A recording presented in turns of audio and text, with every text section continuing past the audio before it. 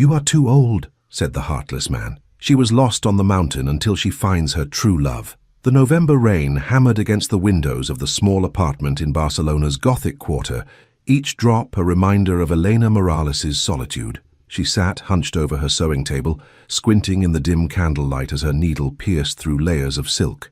At 38, her fingers still moved with practiced precision, though they ached more than they used to. 5 years. 5 years since the accident at the port had taken Antonio from her. 5 years of waking up to empty rooms and going to bed with only the sound of her own breathing. The seamstress work kept food on her table, but it couldn't fill the void that had settled into her bones, like the Barcelona dampness. Elena paused, pressing her palm against the small of her back. The dress she was working on belonged to Señora Martinez, a woman 10 years younger who was already expecting her third child. Elena forced herself to smile when her customers spoke of their families, their husbands, their full lives. But alone in her apartment, the smile always faded. She set down her needle and reached for the newspaper she'd bought that morning. It was a luxury she rarely allowed herself, but the vendor had been particularly insistent. "Something interesting in there today, Señora Morales," he'd said with a knowing wink. Elena unfolded the pages carefully, her eyes scanning the usual news, politics, trade reports, society announcements. Then she saw it, in the classified section, a simple advertisement that made her heart suddenly beat faster. "Respected merchant seeks honorable woman for matrimony. Established business in Navaredonda, province of Avila. A comfortable life in the mountains awaits the right companion. Correspondence welcome. Don Sebastian Ruiz." Her hands trembled slightly as she reread the words. Mountains, a new life, a purpose beyond the endless lonely nights, and the pity in her neighbor's eyes. Eleanor had heard of such arrangements, widows and spinsters finding second chances through correspondence. It wasn't romantic in the traditional sense, but romance hadn't saved her from this suffocating loneliness. Before she could talk herself out of it, Eleanor pulled out her writing paper. The words flowed more easily than she'd expected. She wrote honestly about herself, a widow, a skilled seamstress, a woman who'd known love and loss and was brave enough to seek it again. She mentioned her age, 38, though her hand hesitated over the number. But dishonesty was not in her nature. She sealed the letter before dawn, and by the time the rain stopped, it was already on its way to the mountains. Elena returned to her sewing, but for the first time in years, she found herself humming. Hope, she discovered, was a dangerous and beautiful thing. 3 weeks later, a response arrived. The handwriting was strong and confident, the words warm and reassuring. Don Sebastian wrote of his textile shop, of the beauty of the Sierra de Gredos, of loneliness that mirrored her own. He wanted companionship, conversation, someone to share the mountain sunsets with.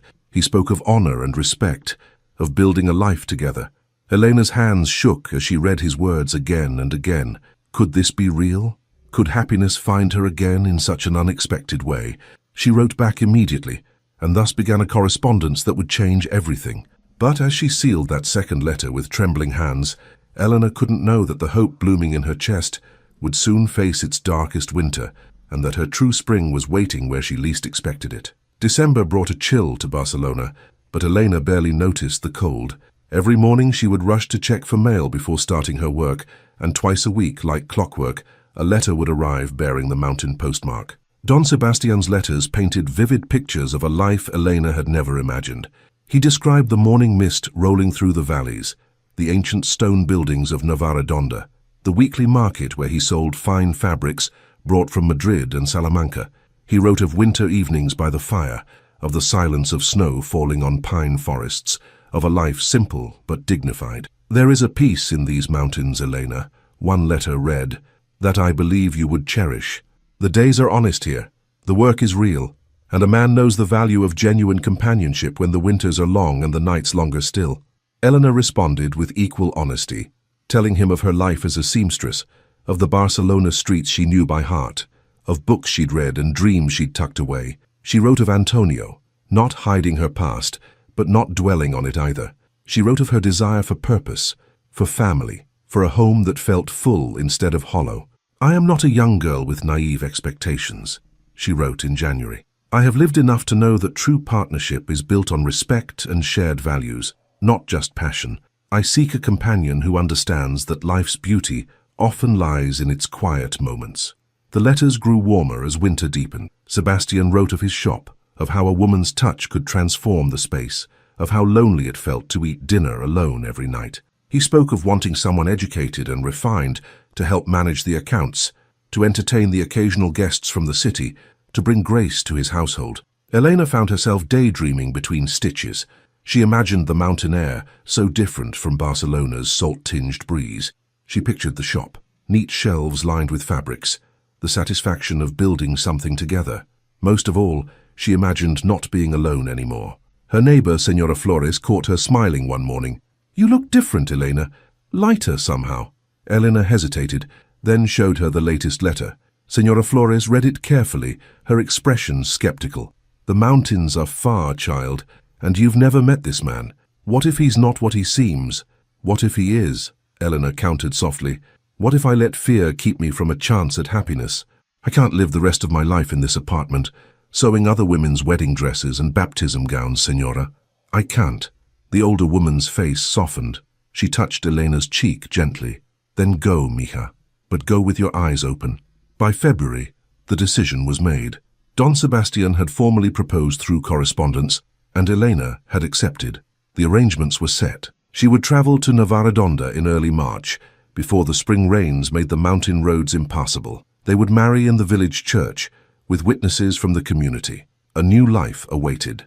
Elena spent her final weeks in Barcelona, settling her affairs.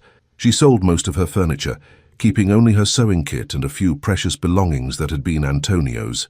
She said goodbye to her customers, to Senora Flores, who cried despite herself, to the narrow streets that had been her whole world. The night before her departure, Elena sat in her empty apartment one last time. The walls echoed with memories, Antonio's laugh, their quiet dinners, the news that they would never have children, the telegram about the accident. But those echoes were fading now, making room for something new. She pulled out Sebastian's most recent letter, reading it by candlelight. "I await your arrival with great anticipation, Elena. Together, we will build a good life. I promise you that." Elena folded the letter carefully and tucked it into her traveling bag. Tomorrow she would board the coach to Avila, then take another to Navaredonda. Tomorrow, her new life would begin. As she blew out the candle, Elena whispered a prayer of gratitude and hope into the darkness. She had no idea that the promise in that letter would shatter like ice in her hands, or that the real promise of her future was still waiting, unwritten, in the mountains ahead. The coach departed Barcelona at dawn, and Elena watched through the dusty window as the city slowly disappeared behind her. The Mediterranean Sea glinted in the early morning light, then faded as the road turned inland toward the mountains. There were 6 other passengers in the cramped coach: a merchant returning to Zaragoza, 2 priests heading to a monastery, a young couple speaking in hushed, excited tones about their first visit to Madrid, and an elderly woman who clutched a basket of bread and kept dozing off against Elena's shoulder. The journey would take 3 days, with stops in small towns along the way. Elena had brought bread, cheese, and dried fruit, rationing it carefully. The coins sewn into the lining of her coat represented everything she had left in the world, barely enough for emergencies, certainly not enough to return to Barcelona if things went wrong. But things wouldn't go wrong. She touched Sebastian's letters in her bag for reassurance. They had corresponded for months. He knew her age, her circumstances, her character. He had chosen her, and she had chosen him. This was fate, destiny, a second chance that Providence had graciously provided. The landscape transformed as they traveled. The coastal plains gave way to rolling hills, then to steeper terrain as they approached the central plateau. On the second day, Elena caught her first glimpse of the Sierra de Gredos in the distance, a jagged line of peaks still capped with snow despite the early March warmth in the valleys below. "First time in the mountains?" the merchant asked, noticing her awed expression. "Yes," Elena admitted. "I've lived my whole life by the sea. The mountains are different," he said, his tone respectful. "Beautiful but harsh. The people there are hardy folk. They have to be. Winter comes early and stays late in the high villages." Elena nodded, pulling her shawl tighter. "I'm prepared for a different life. Going to family? Going to be married?" The merchant's eyebrows rose, but he was too polite to pry further. The elderly woman, however, had no such compunctions. "Married? To a mountain man? How did you meet?" "Through letters," Elena said simply. "He's a merchant in Navaredonda, a respected man of business." The old woman's eyes twinkled. "Ah, One of those arrangements. Well, I've seen them work out beautifully, and I've seen them end in tears. The trick is whether both parties are honest in their expectations. We've been very honest with each other, Elena assured her, though her stomach tightened slightly. By the third day, the coach had climbed into the foothills. The air grew thinner, crisper, scented with pine and granite. Snow appeared along the roadside, not the dirty slush of city winters, but pristine white that made everything seem cleaner, newer. Eleanor pressed her face to the cold window, drinking in the sight. The villages they passed became smaller, more isolated. Stone houses huddled together against the elements, smoke rising from chimneys, children in wool coats running between buildings. Elena saw women washing clothes in freezing streams, men herding goats, a world so far removed from Barcelona's bustle, it might as well have been a different country. As afternoon shadows lengthened, the coach finally began its descent into a valley. The driver called out, "Navaredonda ahead! Last stop!" Eleanor's heart hammered against her ribs. She smoothed her traveling dress, touched her hair to make sure it was still neat under her bonnet. This was it. After months of letters, of hoping and planning, she would finally meet Don Sebastian. She would finally begin her new life. The village appeared gradually, first a church steeple, then a cluster of buildings around a central square, all built from the same grey-brown stone as the mountains themselves. Smoke rose from chimneys into the clear, cold air. Elena could see a few people moving about despite the late hour, bundled against the chill. The coach lurched to a stop in the square. The driver jumped down to help passengers with their luggage. Elena accepted his hand, her legs stiff from 3 days of travel, and stepped onto the cobblestones of her new home. The square was quiet in the fading light. A few locals glanced at the coach with mild curiosity before returning to their business. Elena scanned the buildings, looking for the textile shop Sebastian had described, looking for the man himself, and then she saw him, standing in the doorway of a shop across the square, a tall figure in a dark coat. Even from a distance, she could feel his eyes on her, assessing, evaluating. Eleanor lifted her chin, gathered her courage, and walked toward her future with determined steps. But with each step across that cold stone square, she couldn't shake the sudden chill that had nothing to do with the mountain air, a premonition that whispered softly in her bones that something was terribly, terribly wrong. Don Sebastian Ruiz was a handsome man. Elena noticed this first as she approached. The strong jaw, the thick dark hair just beginning to silver at the temples, the expensive cut of his coat. He stood in the doorway of his shop with his arms crossed, and his eyes tracked her movement across the square with an expression she couldn't quite read. She stopped a few feet away, suddenly uncertain. "Don Sebastian? Señora Morales." His voice was flat, devoid of the warmth that had filled his letters. His eyes moved over her face, her figure, lingering on the grey strands visible at her temples where her bonnet had shifted during travel. His mouth tightened almost imperceptibly. "The journey was long, but I'm here now," Elena said, trying to smile despite the ice forming in her stomach. "Your letters made the miles pass more easily. It's wonderful to finally—" "How old are you?" he interrupted, his tone sharp. Elena blinked. I told you in my first letter, 38. I was very clear about—" "You wrote that you were a widow." His words came out clipped, accusatory. "How you didn't mention that you were—" He gestured vaguely at her, letting the sentence hang unfinished in the cold air. "That I was what?" Eleanor's voice came out smaller than she intended. Sebastian glanced around the square, clearly uncomfortable with the conversation happening in public. He stepped closer, lowering his voice but not its coldness. "That you were past your prime, Señora. That you were older. The way you wrote, I naturally assumed—" The words hit Elena like physical blows. She felt her face flush hot despite the freezing air. "I was completely honest about my age. My first letter stated clearly. Perhaps I misread." His tone suggested he didn't believe his own words. "Or perhaps the years have been less kind than your letters suggested. I was expecting—" He paused, choosing his words carefully. "I was expecting someone who could still give me children, Señora. Sons to carry on my business. A woman who could be a proper wife in all ways." The implication hung between them, ugly and cruel. Eleanor felt something inside her crack, not clean like ice, but jagged like stone. "We corresponded for months," she said, her voice shaking now. "You wrote of companionship, of partnership, of—" "I wrote what was appropriate for courtship letters," Sebastian said with brutal frankness. "I assumed certain things about the woman who would respond." I see now I assumed incorrectly. You asked me to come here. Elena heard the desperation creeping into her voice and hated herself for it. I sold everything I owned. I traveled 3 days to... That was your choice, Senora. Sebastian's face had closed off entirely now, smooth and cold as the shop window behind him. I made no binding promises. We exchanged letters. Nothing more. Surely you understand that a man of my position must consider his future carefully. I need a wife who can provide heirs, manage a household for many years to come. You are... Again, that dismissive gesture. You are simply not suitable. The square seemed to tilt around Elena.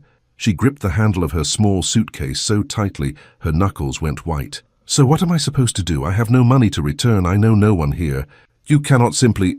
There's an inn across the square. Sebastian pulled out his coin purse, extracting several bills with the air of a man paying off an unfortunate debt. This should cover a few nights and coach fare back to wherever you came from. I'm sorry for the misunderstanding, but surely you can see that continuing with this arrangement would be a mistake for both of us. He held out the money. Elena stared at it, at his closed face, at the complete absence of guilt or compassion in his eyes. The letters, all those beautiful words about companionship and partnership and building a life together, meant nothing. She meant nothing. She was simply too old, too worn, too visibly marked by time and hardship to be what he wanted. Pride warred with desperate pragmatism. She needed that money. But taking it felt like accepting his cruel assessment, like agreeing that she was worth nothing more than a prostitute, might be after a disappointing encounter. Keep your money, Elena said quietly, though her voice shook. I don't want anything from you. Sebastian's expression flickered with something, surprise perhaps, or annoyance. Don't be foolish, Senora. How will you... I will manage. Elena lifted her chin, meeting his eyes directly. I have managed many difficult things in my life, Don Sebastian. I will manage this as well. She turned away before he could respond, before the tears burning behind her eyes could fall, before her shaking legs could betray her and send her collapsing onto the cold cobblestones. She heard him call after her once, half-hearted, then the firm sound of his shop door closing. Eleanor walked blindly across the square, past the curious stares of villagers who had witnessed the exchange, past the inn with its warm lights that might as well have been on the moon for all the good they did her. She kept walking until she reached the church at the far end of the square, its stone walls ancient and solid and indifferent to human suffering. There, in the shadows of the church portico, Elena finally set down her suitcase. Her legs gave out and she sank onto the cold stone steps, wrapping her arms around herself. The mountain wind cut through her traveling dress as if it were paper.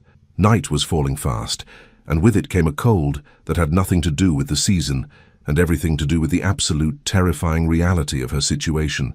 She was alone in a strange village, with no money, no prospects, and nowhere to go. She had gambled everything on letters from a stranger and lost it all. The tears came then, silent and bitter, freezing on her cheeks in the mountain air. And as darkness settled over the square and the temperature plummeted, Elena Morales wondered if this was how her story would end, frozen and forgotten, in a place whose name she barely knew how to pronounce. But fate, as it turned out, had other plans. Elena didn't know how long she sat there, shivering on the church steps as night swallowed the village. Time seemed to stretch and contract strangely, measured only by the increasing numbness in her fingers and toes. The square had emptied, as families retreated indoors for dinner, leaving only the sound of wind whistling through narrow streets and the occasional bleat of a goat being secured for the night. She should move, find the inn, beg for work, something, but the humiliation had drained her of all initiative. Every time she tried to stand, the image of Sebastian's cold dismissal paralyzed her again. Not suitable, past her prime, too old. The words looped endlessly in her mind. Senora! The voice came from the shadows, making Elena start. She looked up to see a figure approaching from the far side of the square, a man leading a donkey loaded with wrapped bundles. He walked with the steady gait of someone who'd spent the day on his feet, and as he came closer, Elena could make out a weathered face beneath a wool cap, dark eyes filled with concern. Senora, you can't stay out here, he said, his accent thicker and more rural than Sebastian's cultured Spanish. The temperature drops fast once the sun sets. Another hour and you'll freeze. I'm fine, Elena lied, though her teeth chattered audibly. The man studied her for a moment, taking in her city clothes, her single small suitcase, the tear tracks on her face now illuminated by the moon rising over the mountains. Understanding dawned in his expression. Ah, he said softly. "You're the woman who came on the coach, the one Don Sebastian was expecting." Elena's face burned with shame. "He was not. We were not. It didn't work out." "I see." The man's tone was carefully neutral, but Elena thought she detected a note of anger not directed at her. "And now you're sitting in the cold with nowhere to go. I'll figure something out. Will you?" The question wasn't unkind, just practical. "It's past dinner time. The inn won't give you a room without payment up front. And Navarredonda isn't Barcelona, señora. We don't have many options for strangers, especially at night." Elena said nothing. What could she say? He was right. The man was quiet for a moment, seeming to wrestle with a decision. Then he sighed, the sound of someone acting against their better judgment, but unable to stop themselves. "My name is Miguel Andrade. I have a small house about 2 hours' walk from here up in the hills. It's not much. I'm a shepherd, a cheesemaker, but there's a fire and hot food. You can stay the night, at least until you decide what to do." Elena's head snapped up. "I can't possibly—" "You can't possibly what? Stay here and freeze? Wake up tomorrow with pneumonia or worse?" Miguel's voice was gentle but firm. "I have 3 children at home, señora. A house full of family. You'll be perfectly safe, I give you my word. And in the morning, with a warm meal in you and a clear head, you can figure out your next step. I don't even know you." "No, but I know you." When Elena looked confused, he explained, "Or I know what you are, at least. Desperate, alone, and too proud to accept help even when you need it. I recognize it because I was that person myself once." Something in his voice made Elena look at him more carefully. Miguel Andrade was perhaps in his early 40s, with the lean, weathered look of someone who worked outdoors year-round. His hands were rough and calloused, his coat patched but clean. But his eyes held a kindness that Sebastian's had lacked, a warmth that suggested he'd known suffering and chose compassion because of it, not despite it. "I can't pay you," Elena said quietly. "Did I ask for payment?" Miguel extended his hand. "Come on. The walk is long and the path gets treacherous in the dark. We should leave now." Elena hesitated for just a moment longer. Then, having no better option and too exhausted to keep fighting, she placed her cold hand in his warm one and let him help her to her feet. Her legs were stiff from the cold and the long coach ride, and she stumbled slightly.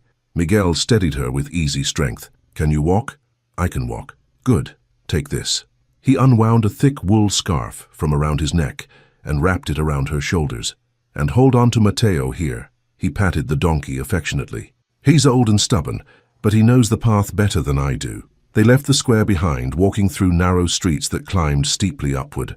The village fell away quickly, replaced by open hillside dotted with stone walls and dark shapes that Elena realized were sheep huddled together for warmth. The path was rocky and uneven, but Miguel walked with sure steps, occasionally pointing out obstacles in the moonlight. "Why are you doing this?" Elena asked after they'd walked in silence for half an hour. "Helping me, I mean. You don't know anything about me." Miguel was quiet for so long she thought he wouldn't answer. Then, "My wife died 2 years ago. Carmen. We'd been married 15 years. She got pneumonia one winter, and by the time we could get her down to the doctor in the village, it was too late." "I'm sorry," Elena said softly. "After she died, I thought I'd go mad from the grief and the fear. 3 young children depending on me, and I could barely remember to eat. But people helped. Neighbors brought food, watched the children, kept me from drowning in despair. I swore then that if I ever had the chance to help someone in need, I would. We're all just one disaster away from being the person sitting on those church steps, señora. Every single one of us." Elena felt fresh tears prick her eyes, but these were different. Not tears of shame, but of gratitude. "Call me Elena," she said. "Please." "Elena, then. And I'm Miguel. We're not formal in the mountains."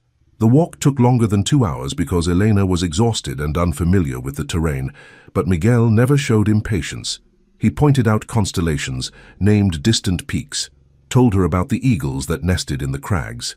He spoke of his children, Lucia, who was 12 and learning to read, Diego, who was 9 and obsessed with the sheep, little Rosa, who was 5 and still asked for her mother at night. Finally, after what felt like climbing to the top of the world, they crested a hill and Eleanor saw a small stone house nestled against the hillside, smoke rising from its chimney, warm light spilled from its windows. As they approached, the door flew open and 3 children tumbled out, all talking at once. "Papa, Papa, you're so late. We were worried. Who's that? Why do you have a lady? Is she staying? Can she tell us stories?" Miguel laughed, the sound warm and genuine, and herded his excited children back inside. Yes, yes, all those things, but first, let Elena warm up. She's had a very long, very cold day. The house was small, just 2 rooms from what Elena could see, but spotlessly clean and wonderfully warm. A fire crackled in a large stone fireplace. Simple furniture, handmade but sturdy, dried herbs hanging from the beams, the smell of bread and something savory cooking in a pot over the fire. A young girl, Lucia, Elena presumed, was stirring the pot. She turned and studied Elena with grave, intelligent eyes that seemed too old for 12. "Papa, you brought someone home." "I did. Elena, these are my children, Lucia, Diego, and Rosa." Diego, a wiry boy with his father's eyes, grinned at her. "Did you get lost in the mountains?" "Something like that," Elena admitted. Little Rosa, tiny and dark-haired, peeked out from behind her father's legs. "Are you going to stay?"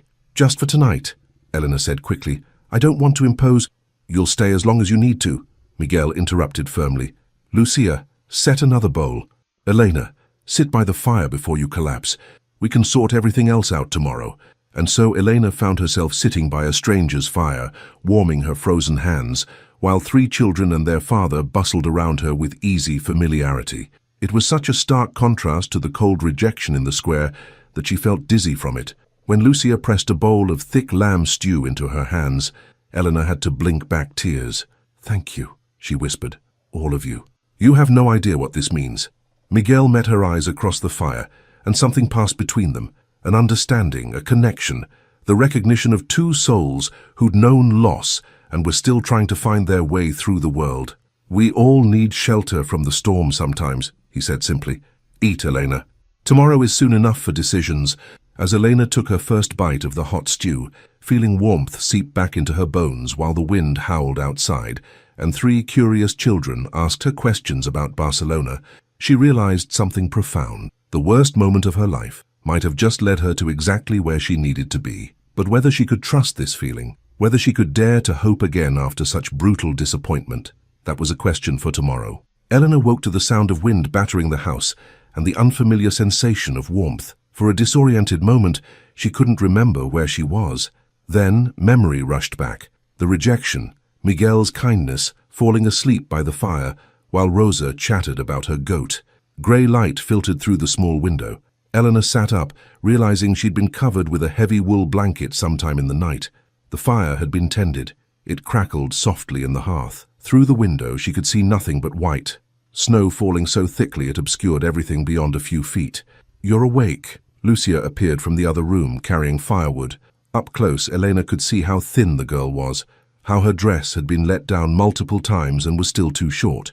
"Papa said to let you sleep. He's outside checking on the sheep." "The snow. It started a few hours ago."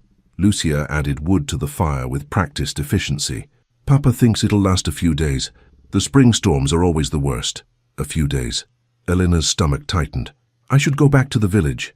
I'm intruding on your family." "In this?" Lucia gestured to the window where the snow had intensified to a near whiteout. "You'd be dead before you made it halfway down the mountain. No one goes anywhere in weather like this."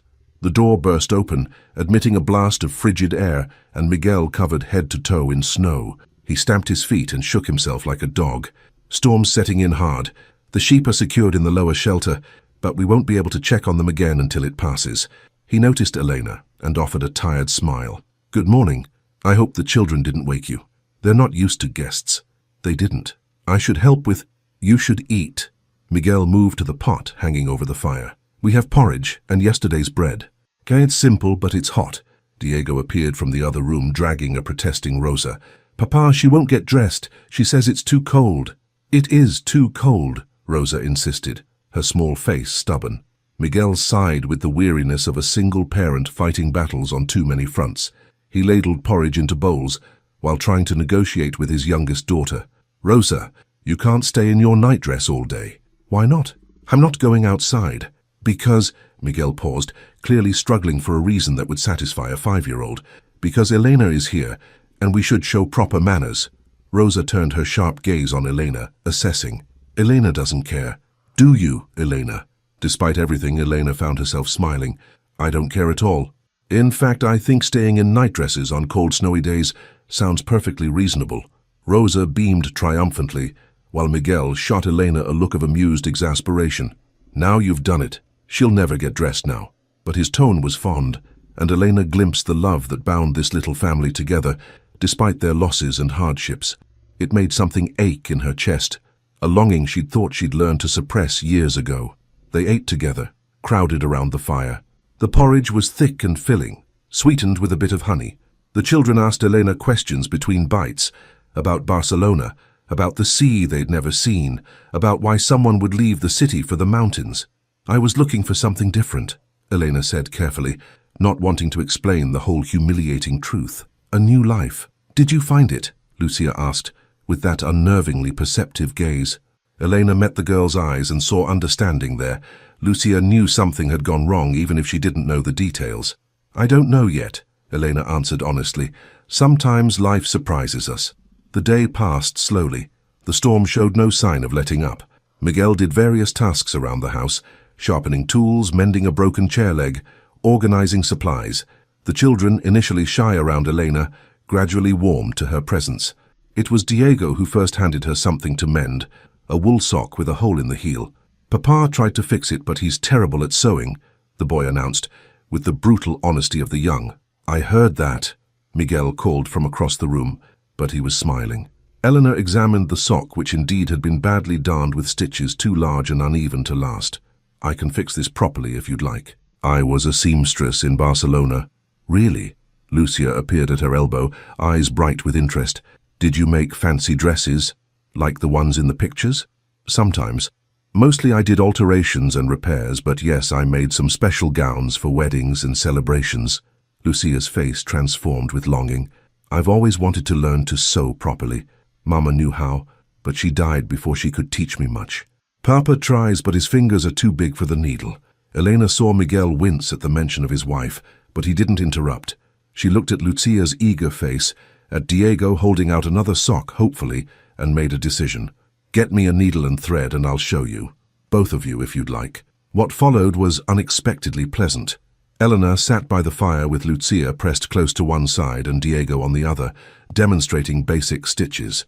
Lucia proved to be a quick learner, her slim fingers adapting easily to the rhythm of the needle. Even Diego, who'd initially claimed he didn't care about sewing, became absorbed in learning to mend his own socks. Miguel watched from where he was working, and Elena felt his gaze on her several times. She didn't know what he was thinking, but something in his expression made her self-conscious in a way that wasn't entirely unpleasant. Little Rosa, not to be left out, demanded that Elena teach her too. Her fingers were too small to manage the needle properly, but Elena showed her how to sort buttons and thread, praising each task as if it were vitally important. Rosa glowed under the attention. As afternoon faded to evening and the storm continued its assault on the house, Eleanor found herself caught up in the rhythms of this family's life. She helped Lucia prepare dinner, a hearty soup with vegetables and chunks of the cheese Miguel made. She listened to Diego's excited explanation of sheep behavior. She told Rosa a story about the sea, making the little girl's eyes go wide with wonder. And through it all she felt Miguel watching her, a question forming in his eyes that neither of them was ready to speak aloud yet. That night, after the children had been tucked into bed in the other room and the house had quieted, Elena and Miguel sat by the fire. The storm still raged outside, but inside it was warm and peaceful. "Thank you," Miguel said finally, "for today. The children, they've been so withdrawn since Carmen died, but today they laughed. Lucia hasn't looked that happy in months." "They're wonderful children," Eleanor said honestly. "You've done well with them."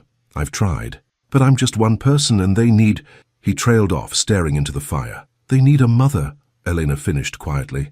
Miguel looked at her, something vulnerable in his eyes. "I didn't bring you here thinking— I wasn't planning." "I know," Elena said. "You were just being kind. But now that you're here," Miguel continued carefully, "and seeing you with them, how natural it is. I find myself thinking things I probably shouldn't." Elena's heart beat faster. "What kind of things?" Before he could answer, a crash came from the other room, followed by Rosa's frightened cry. They both jumped up, rushing to find that the wind had blown open a shutter, letting in snow and cold air. Rosa was standing on the bed, crying, while Lucia and Diego tried to close the shutter against the wind. They spent the next hour securing the room, soothing Rosa, getting everyone settled again. By the time they returned to the fire, the moment had passed, the conversation impossible to resume. But as Elena lay down to sleep that night, wrapped in borrowed blankets with the sounds of the family breathing softly around her, she realized something had shifted. The question wasn't whether she could imagine a life here anymore. It was whether she dared to believe such a life might actually be possible, and whether she had the courage to reach for it after being rejected so cruelly the day before. Outside, the storm howled through the mountains, burying the world in snow, and inside, Elena Morales lay awake, feeling the first fragile shoots of hope beginning to grow in the frozen soil of her heart. The storm lasted 3 days, and with each passing day, Elena slipped more naturally into the rhythms of Miguel's household. What had started as uncomfortable charity began to feel like something else, a tentative belonging she was afraid to name.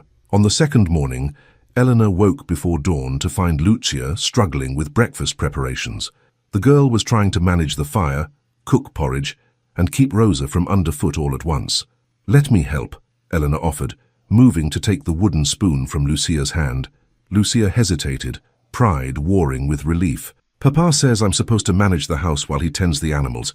I'm the woman of the family now." The words, spoken with such grave responsibility by a 12-year-old, made Elena's heart ache. She knelt down to Lucia's level, looking the girl in the eyes. "Being the woman of the family doesn't mean doing everything alone. Even grown women need help sometimes, and there's no shame in accepting it." Something in Lucia's rigid posture softened. "Mama used to say that too. Your mama was right." Elena squeezed Lucia's thin shoulder gently. "Now why don't you show me where everything is, and we'll do this together." What followed was a morning of unexpected partnership. Lucia knew where things were stored, how Miguel liked his porridge, what the children would and wouldn't eat. Elena knew techniques for stretching ingredients, making meals more flavorful with the limited supplies available, managing time efficiently.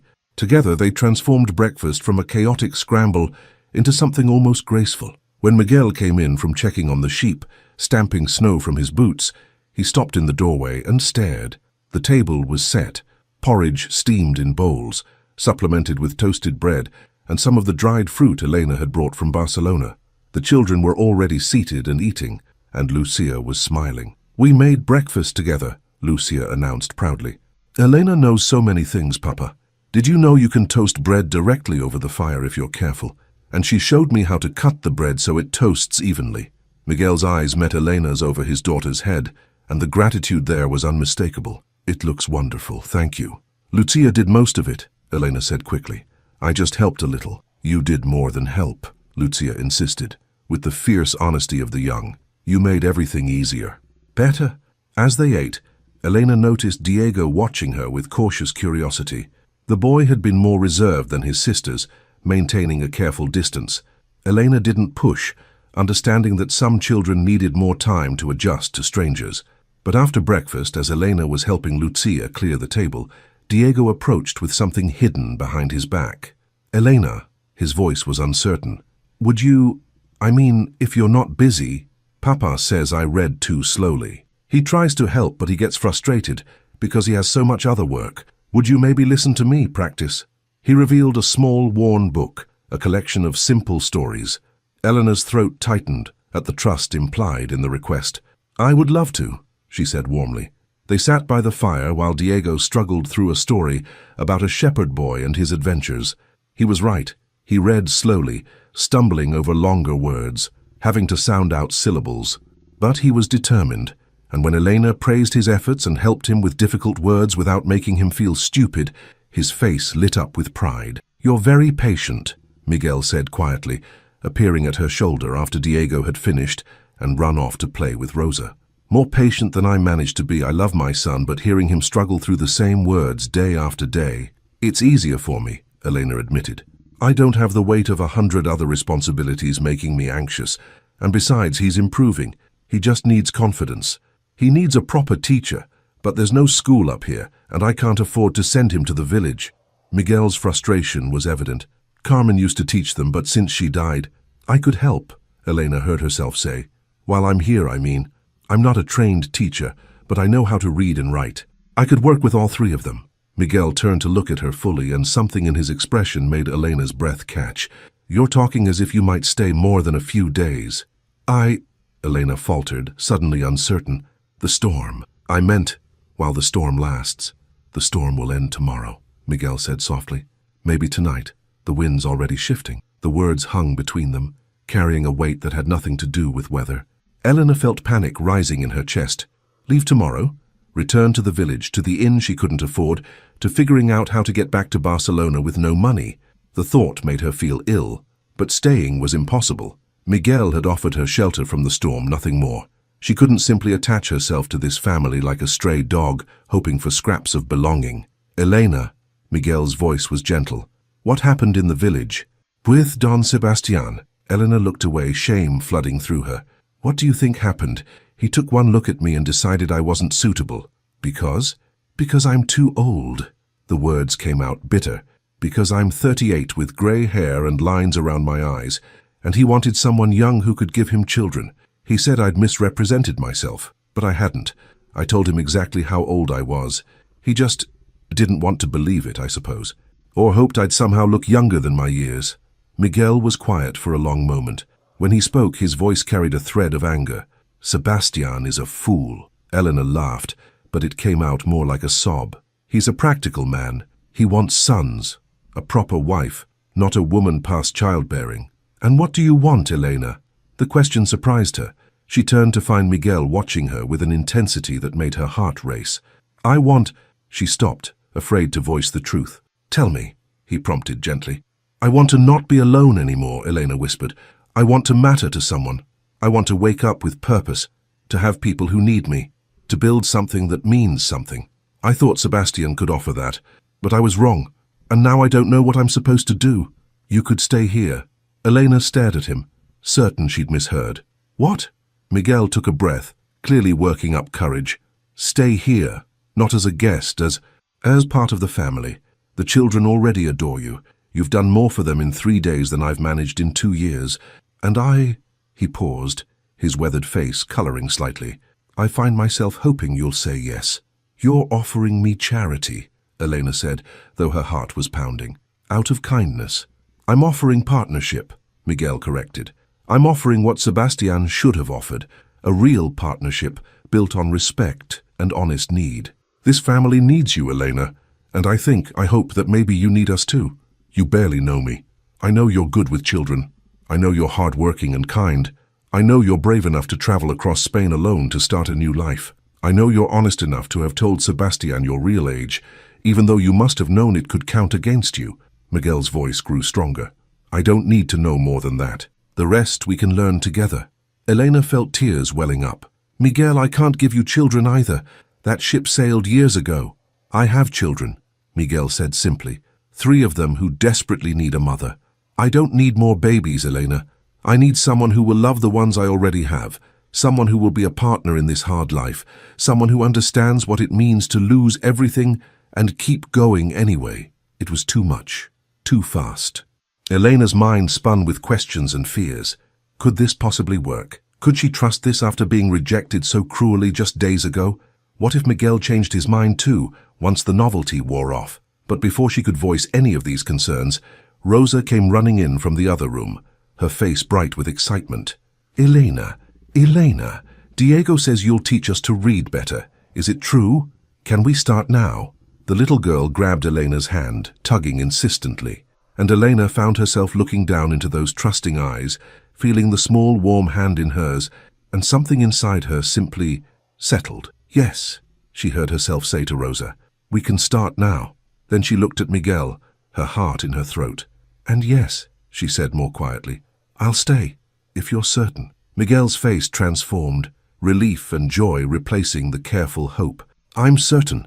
Then I suppose we should discuss the practical arrangements, Elena said, trying to sound businesslike despite the tears streaming down her face. Because I won't be charity, Miguel. I'll earn my place here. You already have, Miguel said softly. But he was smiling, and for the first time since arriving in the mountains, Elena felt something unfurl in her chest that felt dangerously like happiness. Outside, the storm was finally beginning to break. Shafts of sunlight pierced through the clouds, illuminating the snow-covered mountains with brilliant light, and inside the small stone house, Elena Morales took the first real breath she'd taken in years, surrounded by the sounds of children's laughter and the warmth of a fire that was beginning to feel like home. The morning after the storm broke dawned clear and blindingly bright. Elena woke to find Miguel already gone, out checking on the sheep who'd been sheltered during the blizzard. The children were still asleep, their breathing soft and even in the early light. Elena lay still for a moment, processing the enormity of what she'd agreed to. Stay, build a life here with these people she barely knew. It should have terrified her. Perhaps it did, a little. But beneath the fear was something stronger, a determination to make this work, to prove to herself that she could build something real from the ashes of her humiliation. She rose quietly and rekindled the fire, moving through the morning tasks with growing confidence. By the time the children woke, breakfast was ready and the house was warm. Lucia appeared first, rubbing sleep from her eyes, and stopped in surprise. "You're still here." "Of course I am." "Where would I go?" "I thought—" Lucia bit her lip. "I thought maybe you'd leave once the storm ended. Everyone leaves." The pain in those words made Elena's chest tighten. How many people had drifted through this family's life since Carmen's death, offering temporary help before moving on? How many times had these children watched someone walk away? Elena crossed to Lucia and took her hands. "I'm not leaving, Lucia. Your father asked me to stay, and I said yes. I'm here for as long as you'll have me." Lucia searched Elena's face for any sign of deception. Finding none, she threw her arms around Elena's waist and held on tight. Elena stroked the girl's dark hair, feeling the child's thin shoulders shake with silent tears of relief. When Miguel returned an hour later, his boots crunching in the deep snow, he found his household transformed. Breakfast was on the table. The children were clean and dressed. Elena was showing Rosa how to fold blankets properly. The house felt alive in a way it hadn't since Carmen's death. "2 sheep injured in the shelter," he announced, stamping snow from his boots. "Nothing serious, but I'll need to tend them today. The path down to the lower pasture needs to be cleared too," and he stopped, seeming to realize he was cataloguing problems to himself, old habits of a man carrying too much alone. "Tell me what needs doing," Elena said calmly. "I can't clear paths or tend sheep, but I can manage the house and children. Make a list of what you need from the village, and once the paths are clear enough, I'll take Lucia, and we'll go down together." Miguel blinked at her. "You'd go into the village? After what happened? I'll have to face it eventually." Elena kept her voice steady despite the anxiety curling in her stomach. "Better to do it quickly before I lose my nerve. Besides, we need supplies if I'm staying. I have nothing but what I carried in my bag. You don't have to—" "Miguel," Elena met his eyes firmly. "If I'm part of this family, then I take on family responsibilities. That includes dealing with nosy villagers and their gossip. I won't hide up here like I have something to be ashamed of." A slow smile spread across Miguel's face. "You're a brave woman, Elena Morales." "I'm a stubborn woman," Elena corrected. "There's a difference." The next few days established new patterns. Miguel taught Elena about the rhythms of mountain life, when to check on the animals, how to predict weather changes, what signs meant danger from wolves or bears.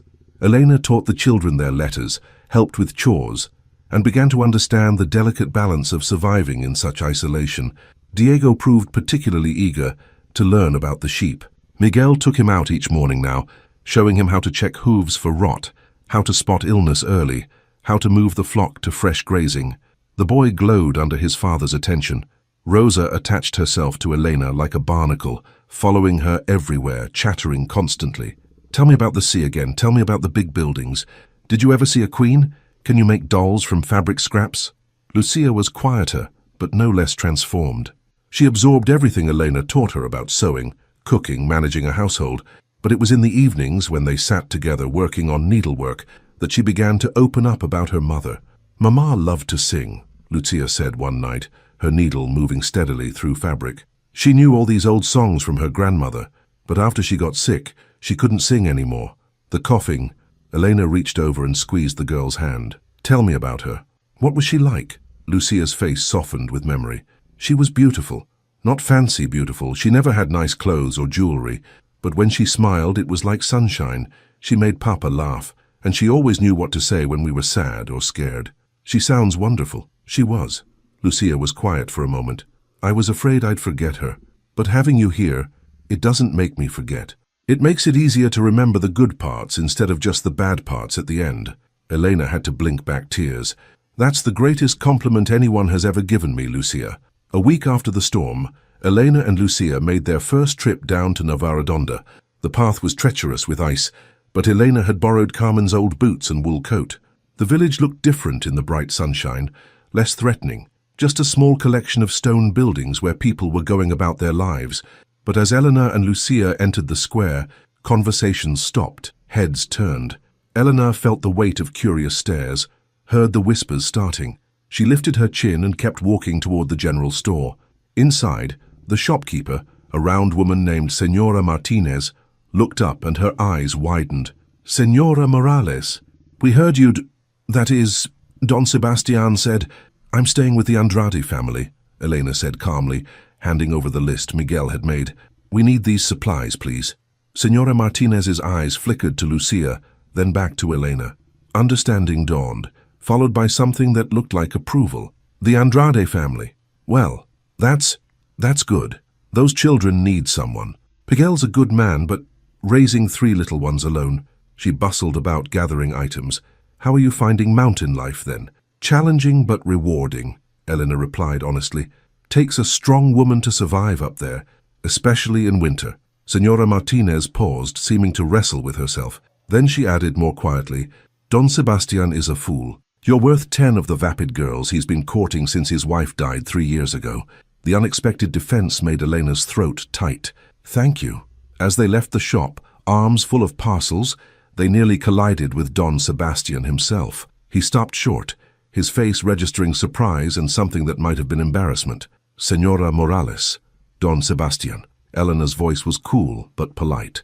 "I heard that you were—" He seemed unable to complete a sentence. "The Shepherd family. The Andrade family has been very kind to me." Sebastian's eyes narrowed slightly. "I see. Well, I hope you find what you're looking for, Senora." "I already have," Elena said calmly. She took Lucia's hand and walked past him without looking back.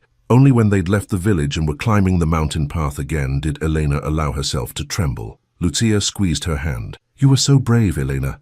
I wish I could be brave like that." "You are brave," Elena assured her. "You've been brave every day since your mother died. I'm just learning from you." When they reached the house, Miguel was outside repairing a section of wall. He straightened as they approached, his eyes going immediately to Elena's face, checking. "How was it?" "Tolerable," Elena said. "I suspect there will be gossip for a few weeks, but nothing I can't handle." Miguel studied her face, then nodded slowly. "You're stronger than I thought, and I already thought you were strong." That night, after the children were asleep, and she and Miguel sat by the fire as had become their habit, he said quietly, "You don't have to stay if this life is too hard, Elena. I meant what I offered, but I also understand if it's not what you expected." Elena looked around the small house, at the mended clothes folded neatly, at the sleeping children she'd already grown to love, at the simple life that was so far from anything she'd imagined in Barcelona. Then she looked at Miguel, at his honest face and kind eyes, at the man who'd given her shelter when she had nothing. "This is exactly what I need," she said firmly, "not what I expected. Something better." Miguel's answering smile was worth more than all of Sebastian's pretty letters combined, and as Elena settled into sleep that night, she realized that somewhere in the past week, the mountain house had stopped being shelter and started being home. Spring crept slowly into the Sierra de Gredos. The snow retreated up the peaks, leaving behind brown grass that slowly greened. Ice melted from streams, turning them into rushing torrents.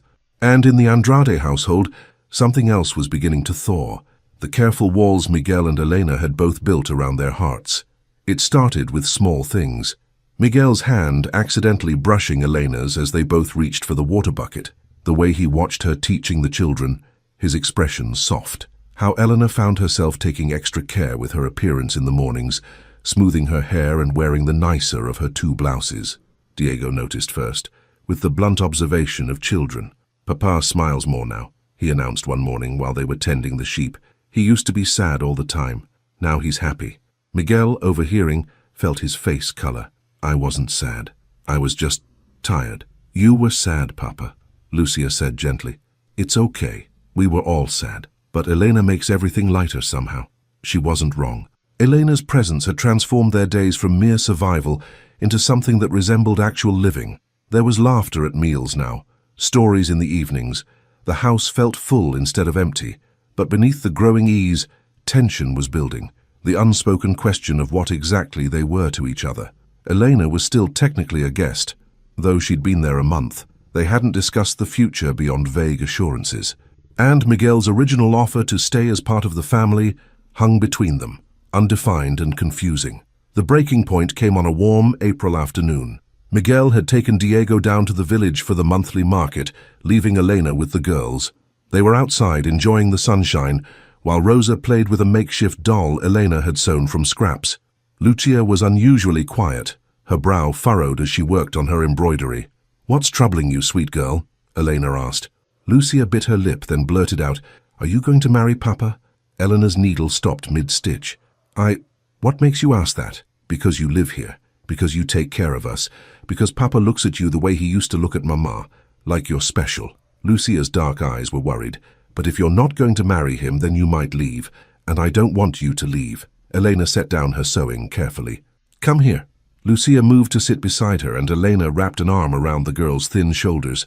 "First, I'm not leaving. I promised you that, remember?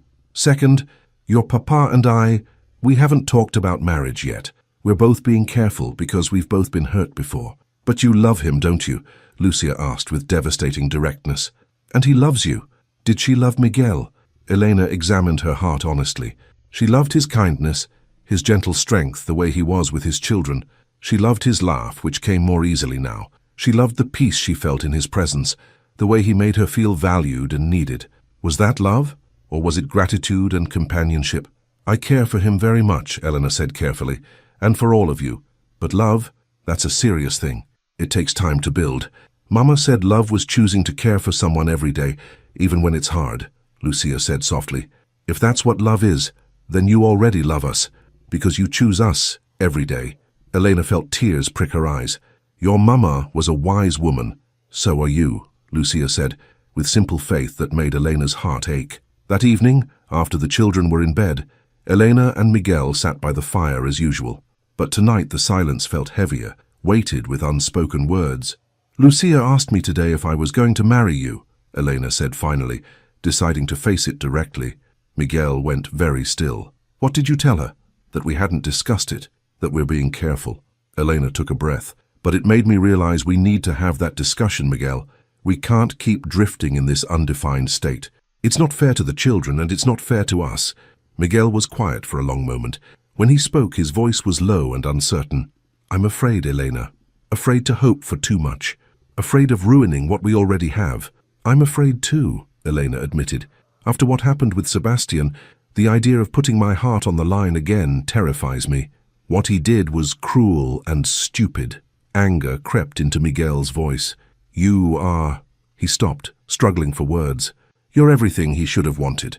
Smart, kind, strong, beautiful in ways that matter. If he couldn't see that, he's blind." Elena felt warmth flood through her. "You think I'm beautiful? I think you're extraordinary." Miguel turned to face her fully, firelight illuminating his weathered face. "When I found you on those church steps, I just saw someone who needed help. But these past weeks, Elena, you've brought life back to this house. You've given my children hope again. You've made me feel like a whole person instead of just a man going through the motions. How could I not find you beautiful?" Elena's breath caught.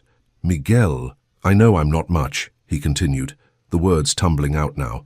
"I'm just a shepherd with a small house and 3 children, and nothing to offer but hard work and simple living. I can't give you the life Sebastian promised. No shop in the village, no fine things. But I can promise you'll never be alone again. I can promise you'll matter every single day, and I can promise I'll spend the rest of my life being grateful you stayed." Tears were streaming down Elena's face now. "You foolish man. Don't you understand? I don't want what Sebastian offered. I never did, really. I wanted what I thought those things represented. Belonging, purpose, a place to matter. But I've found all of that here with you and the children. This simple life is worth more than all his merchant's gold." Miguel reached out tentatively and cupped her face in his rough, calloused hand. "Are you certain? Because once I ask you properly, once we make this real, I won't let you go easily." "I'm certain," Elena whispered. "I'm more certain of this than I've been of anything in years." "Then, Elena Morales," Miguel took both her hands in his voice shaking slightly, "would you do me the honor of becoming my wife? Of being a mother to my children? Of building this life together, whatever challenges come?" "Yes," the word came out choked with tears. "Yes, Miguel, I will." He pulled her into his arms then, and Elena felt something inside her finally, completely relax. This was nothing like the careful courtship with Sebastian built on letters and fantasy. This was real and solid and right. When they finally pulled apart, both were crying and laughing at the same time. "The children will be thrilled," Miguel said, wiping his eyes. "Especially Rosa. She's been planning our wedding in her head for weeks, apparently. She told me yesterday you need a crown of flowers." Elena laughed through her tears. "Then a crown of flowers I shall have." They sat together by the fire, hands clasped, making quiet plans. They would marry in the village church as soon as the priest could arrange it. Simple ceremony, just family and a few neighbors. Elena would wear Carmen's wedding dress. Lucia had shyly offered it, saying her mother would have wanted it. "I'll never try to replace her," Elena said seriously. "The children loved her. They should always love her." "You're not replacing her," Miguel assured her. "You're something new, something different. They'll love you differently, but no less truly." "And Carmen?" He paused, emotion thick in his voice. "Carmen would have liked you, I think. She always said I needed someone who could match my stubbornness. She'd be glad her children will have a mother again." Later, as Elena lay down to sleep, she heard quiet footsteps. Lucia appeared in the doorway, her face anxious. "Is it true? Are you really staying forever?" "Forever," Elena confirmed, holding out her arms.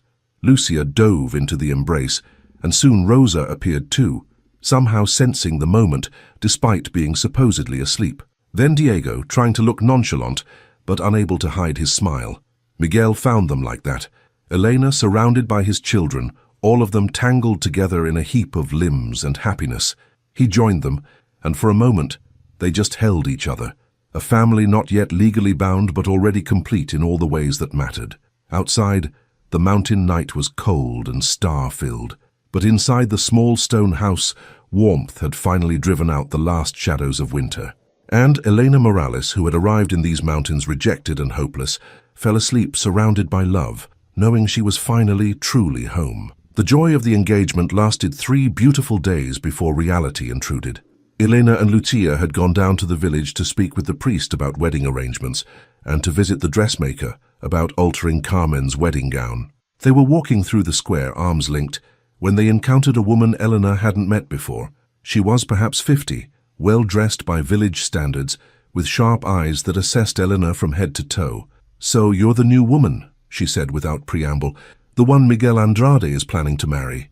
Elena felt Lucia tense beside her. "I'm Elena Morales, and you are?"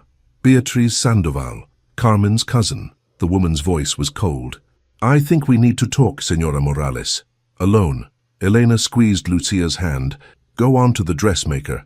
I'll meet you there shortly." Lucia looked reluctant, but obeyed. Once she was out of earshot, Beatriz gestured to a bench by the church. They sat, and Elena waited for whatever was coming.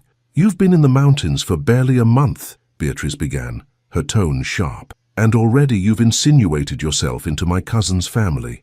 Already convinced a grieving man to marry you. How convenient for you, having nowhere else to go." Elena felt anger flare but kept her voice level. "Miguel asked me to marry him. I didn't seduce or manipulate him." "Didn't you?" Beatriz's eyes narrowed. "A desperate woman, rejected by another man, with no money and no prospects. Of course you'd latch on to the first lonely widower who showed you kindness. But did you think about what's best for those children? Or were you only thinking of yourself?" "How dare you?" "Carmen was my family," Beatriz interrupted. "I loved her like a sister, and those children are my blood. I won't stand by while some stranger replaces her before she's barely cold in her grave." "I'm not trying to replace anyone," Elena said firmly. "And Carmen has been gone for 2 years. At what point is Miguel allowed to move on? To find happiness again?" "Happiness?" Beatriz laughed bitterly. "You think you can make him happy? You don't know these mountains, don't know this life. You're a city woman playing at being a shepherd's wife. When the novelty wears off, when the reality of endless hard winters and isolation sets in, you'll leave, and those children will be heartbroken again." The words hit closer to home than Elena wanted to admit. Wasn't there truth in them? She was a city woman. She didn't know this life, not really. What if she couldn't handle it long term? What if she did end up leaving? Beatriz saw the doubt flicker across Elena's face and pressed her advantage. Carmen grew up in these mountains. She understood this life in her bones. She could handle anything. Brutal winters, isolation, the constant work. And she gave Miguel 3 children. What can you give him? You're too old for more babies. In a few years you'll be a middle-aged woman who can barely remember life with Diego and Rosa as infants. How will you relate to them as they grow? Love isn't only about understanding every experience, Eleanor said, but her voice lacked conviction. Maybe not, but marriage is about partnership, about being equals. Can you truly be Miguel's equal? Or will you always be the charity case he rescued from the church steps? The cruelty of the words made Elena flinch. Beatrice stood, brushing off her skirts. Think about what's best for those children, Señora Morales. Think about whether you're really what they need or just convenient. Carmen's memory deserves better than being erased by the first desperate woman who came along. She walked away, leaving Eleanor sitting alone on the bench, her mind churning with doubts. Was Beatrice right? Was she being selfish? The children seemed happy, but they were young and desperate for a mother, any mother. Would they eventually resent her? Would Miguel wake up one day and realize he'd married her out of necessity rather than genuine love? Elena was still sitting there, frozen with uncertainty, when Lucia found her 20 minutes later. The girl took one look at her face and understood immediately. Cousin Beatrice found you. Elena managed a weak smile. She had some concerns about my marrying your father. She's awful, Lucia said fiercely. She's been awful since Mama died. She wanted Papa to move to the village, give up the sheep, let her control everything. When he refused, she got angry. She doesn't care about what we need. She just wants to be in charge. She loved your mother very much. She loved controlling Mama too. Mama used to say Beatrice meant well but couldn't help meddling. Lucia sat beside Elena, small and serious. Elena, you can't let her poison you. You can't let her make you doubt everything. What if she's right, though? Elena heard herself ask. What if I'm not strong enough for this life? What if I end up failing you all? Lucia grabbed both of Elena's hands, her young face urgent. You won't fail. You haven't failed yet, and you've already faced harder things than most people do in a lifetime. You lost your husband. You were rejected cruelly. You started over with nothing. If that didn't break you, why would this? Elena felt tears welling up. You're very wise for 12. I'm wise because you taught me to think for myself instead of just accepting what people tell me, Lucia countered. Now think for yourself. Forget what Cousin Beatrice says. What do you want? What does your heart tell you? Eleanor closed her eyes, reaching past the fear and doubt to the truth underneath. What did she want? She wanted the feeling of purpose she had when teaching Diego to read. She wanted the sound of Rosa's laughter. She wanted the quiet satisfaction of a well-run household. She wanted Miguel's strong, gentle presence beside her. She wanted to belong to this family that had already claimed her heart. I want to stay, she whispered. I want to be your mother and Miguel's wife. I want to build this life. Whatever challenges come, then do it, Lucia said simply. And forget Cousin Beatrice. But forgetting proved harder than Elena expected. Beatrice's words haunted her as they returned to the house. She found herself watching Miguel with new uncertainty. Did he truly want to marry her, or was it just convenience? Was their growing affection real, or was she just a solution to his childcare problems? That night, Miguel noticed her distraction immediately. After the children were asleep, he pulled her aside. What happened in the village? Lucia won't tell me, but something's wrong. Elena hesitated, then told him about the encounter with Beatrice. Miguel's face darkened as she spoke. Beatrice has no right, but what if she has a point? Elena interrupted. Miguel, we haven't known each other long. We're building this on necessity and hope, not years of courtship. What if we're making a mistake? Miguel was quiet for a long moment.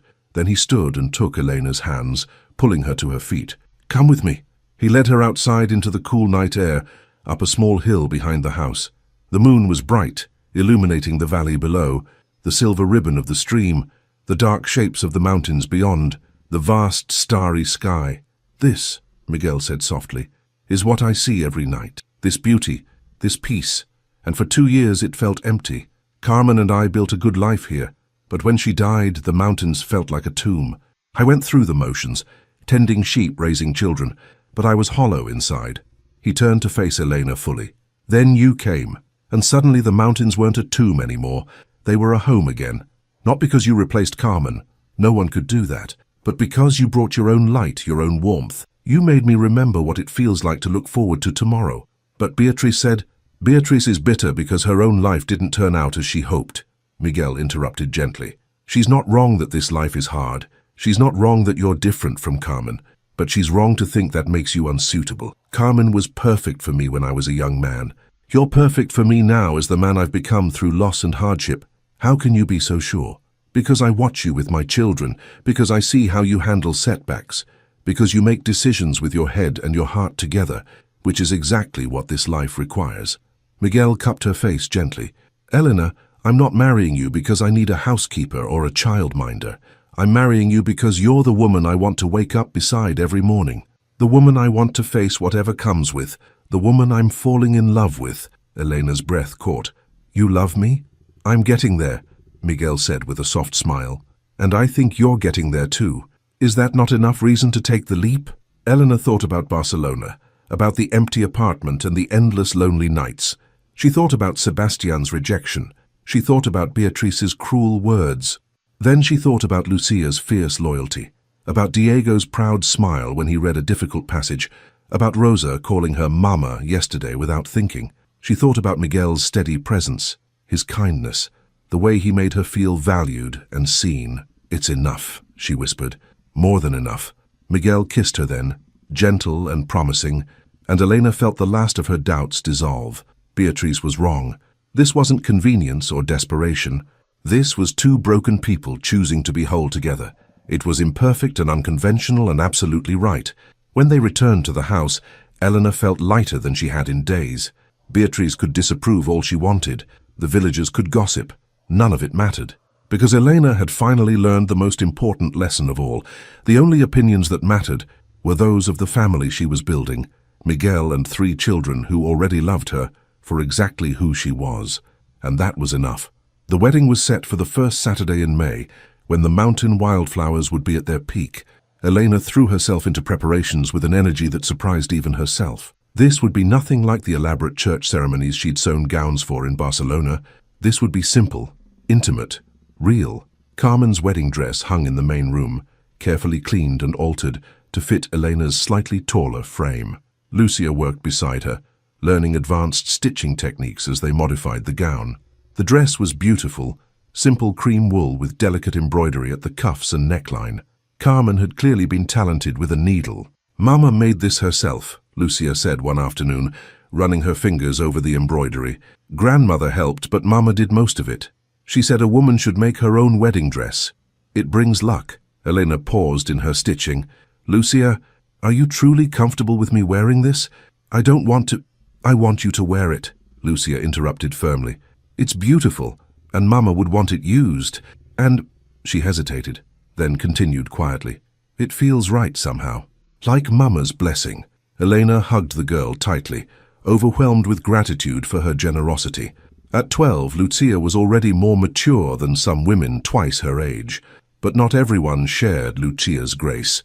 Word of the wedding had spread through the village, and opinions were divided. Some villagers, like Senora Martinez from the general store, were supportive. Miguel needs a wife, and those children need a mother, she declared loudly whenever anyone tried to gossip in her shop. What does it matter that she's from the city? She's proven herself. Others were less kind. Beatrice had been vocal about her disapproval, and her friends echoed her concerns. Unseemly, they whispered. Too fast, not proper. Elena tried to ignore the gossip, but it was hard. She'd face stares whenever she went to the village, whispers that stopped abruptly when she approached. Only her determination to prove them all wrong kept her going. A week before the wedding, Miguel took Elena to meet his parents. They lived in a slightly larger house on the other side of the mountain, where his father kept goats and his mother sold cheese and wool at the market. Elena was nervous. These would be her in-laws, the grandparents of the children she'd be raising. Miguel's mother, Teresa, was a weathered woman with kind eyes and capable hands. She studied Elena for a long moment when they arrived, her gaze assessing but not unkind. So you're the one who has my Miguel smiling again? I hope so, Elena said honestly. Teresa snorted. No hoping about it. I saw him at market last week. He looked 10 years younger. Beatrice came by yesterday trying to poison me against you, but I told her to mind her own business. Elena felt relief flood through her. I'm grateful for that. Don't be grateful yet. I want to know your intentions. Are you here because you love my son and those children, or because you needed somewhere to land after that fool Sebastian rejected you? The bluntness should have been insulting, but Elena appreciated the honesty. Both, she answered truthfully. I did need somewhere to land, but I've come to love them all. Miguel and Lucia and Diego and Rosa. I wouldn't stay if I didn't. I may be desperate, but I'm not cruel enough to pretend emotions I don't feel." Teresa studied her for another long moment, then nodded sharply. "Good. Honesty is what matters. Miguel's father and I married for practical reasons too. Our families arranged it. But we built love over time through work and children and weathering storms together. That's more solid than any romantic whirlwind." She pulled Elena into a surprisingly strong hug. "Welcome to the family, daughter. And ignore Beatrice. She's always been jealous of anyone who has what she doesn't." Miguel's father, Juan, was quieter but equally accepting. "Treat them well," he said simply, "and we'll get along fine." The relief Elena felt was enormous. She hadn't realized how much she'd needed their approval until she received it. On the Tuesday before the wedding, Elena and the children walked down to the village to deliver invitations to the few neighbors Miguel wanted to invite. They were heading back up the mountain path when they encountered Don Sebastian. He was coming down from one of the higher farms, probably checking on supplies for his shop. He stopped short when he saw them, his face registering surprise and something else, regret perhaps or embarrassment. "Señora Morales." "Don Sebastian." Elena's voice was cool but polite. Rosa was holding her hand tightly, sensing tension. Sebastian's eyes moved over the children, then back to Elena. "I heard you're getting married. To Miguel Andrade. This Saturday." "I see." He seemed to struggle with what to say next. "I hope, that is, I wish you well. Thank you." Elena started to move past him, but he stopped her with a word. "Wait, please." Sebastian looked genuinely uncomfortable. "I owe you an apology, Señora. What I did, what I said when you arrived, it was cruel, unforgivable, really. You deserved better." Elena studied him, seeing what she'd missed in those letters, a man so focused on his own needs and expectations that he couldn't see the person in front of him. "You're right, I did deserve better, and I found it. With a shepherd," Sebastian said, and there was just enough condescension in his tone to make Elena's spine stiffen. "With a good man who values me for who I am, not who he wishes I was," Elena corrected firmly. "With children who accept me with open hearts, with a life that's real and honest and worth living.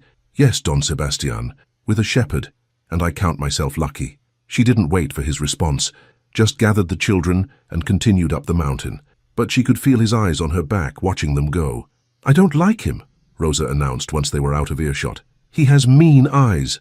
"He's not mean," Diego said thoughtfully. "Just small. Like his heart is too small for anything big." Elena was startled by the perception. "That's very wise, Diego. Papa says some people make themselves small by only caring about little things," the boy explained. "Don Sebastian only cares about his shop and looking important. Papa cares about us and the sheep and the mountains. Papa's bigger." Out of the mouths of children, Elena thought. She'd spent months corresponding with Sebastian, building fantasies around his letters, imagining a life with him.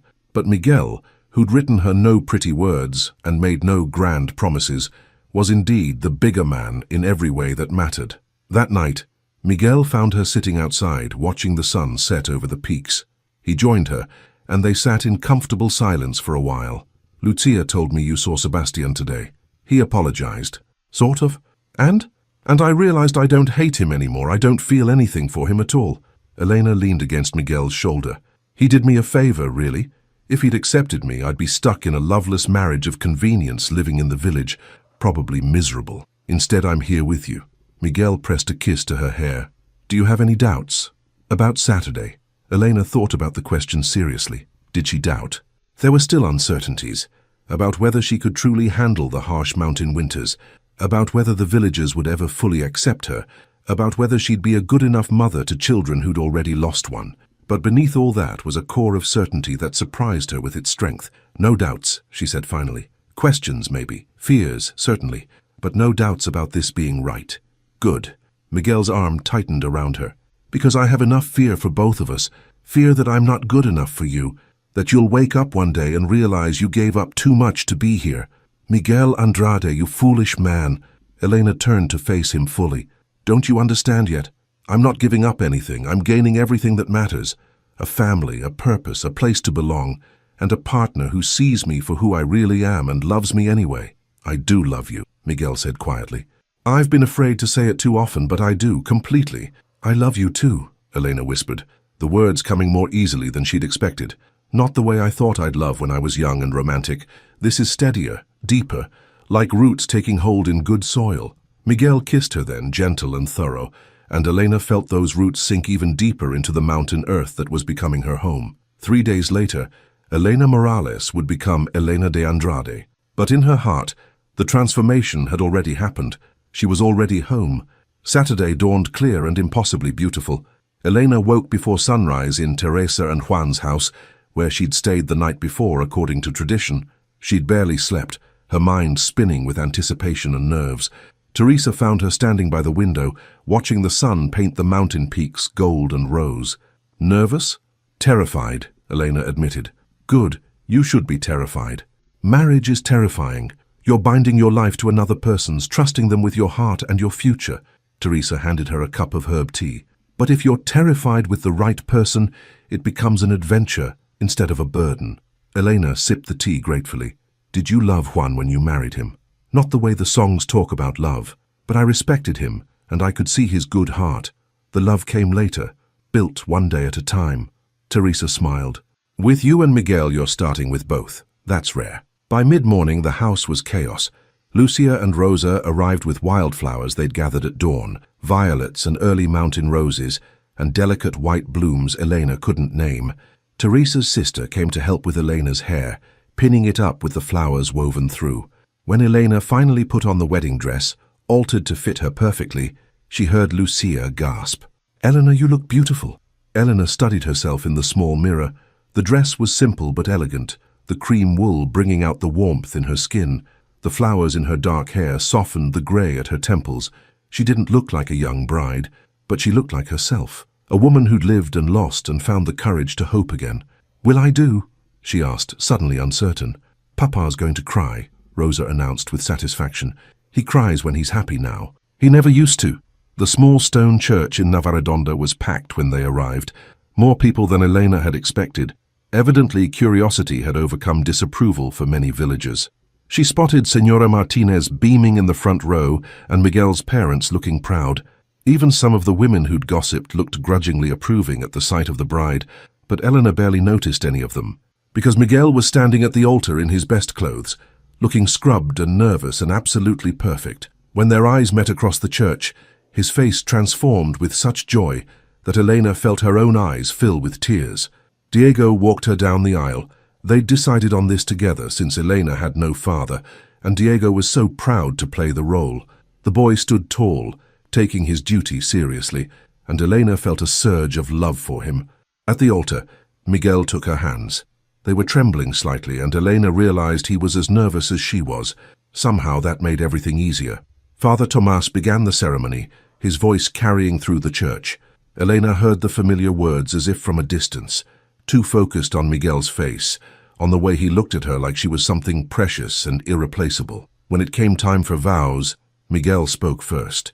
"Elena, I promise to be your partner in all things, to respect your mind and value your strength, to be worthy of the love you've given my children and the trust you've placed in me, to build a life with you that honors both what we've lost and what we've found, to choose you every day, in good times and hard times, until my last breath." Elena had to wipe her eyes before she could speak. "Miguel, I promise to love your children as my own, to be your equal partner in building this life we've chosen, to face whatever challenges come with courage and honesty, to remember that love is not just feeling but action, choosing each day to care for you and our family even when it's hard, to make this mountain my home and you my heart." There wasn't a dry eye in the church by the time Father Tomas pronounced them husband and wife. Miguel kissed her gently, reverently, and the congregation erupted in applause. The celebration that followed was held in the church courtyard, where tables had been set up with food and wine. It was simple fare, bread and cheese and roasted lamb, wine from the local vineyard, honey cakes that Rosa had helped Teresa make, but it was abundant and joyful, the spring sunshine warm on everyone's faces.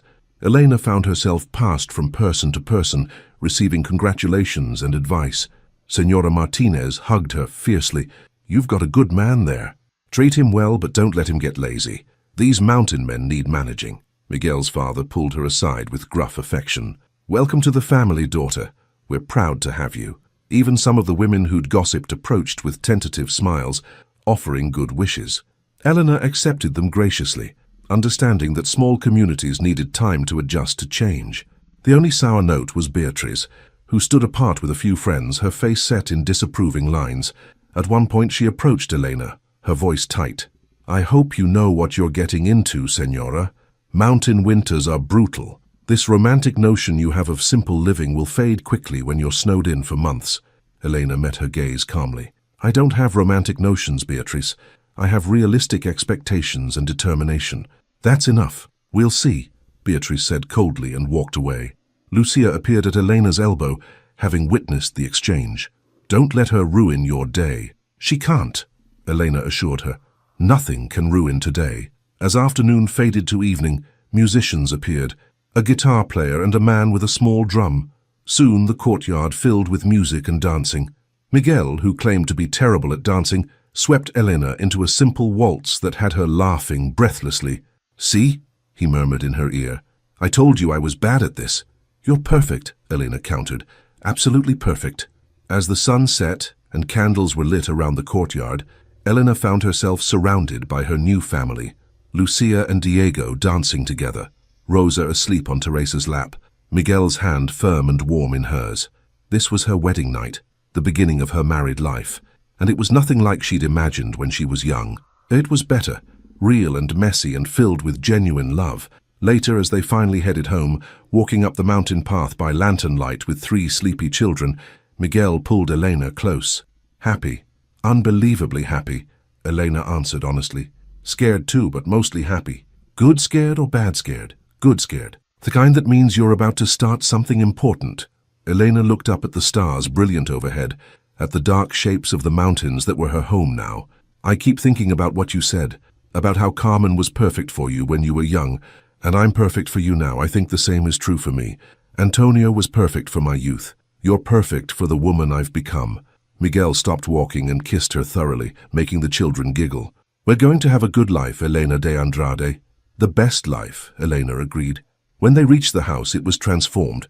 Someone, probably Teresa and her sisters, had left wildflowers everywhere and lit candles in the windows.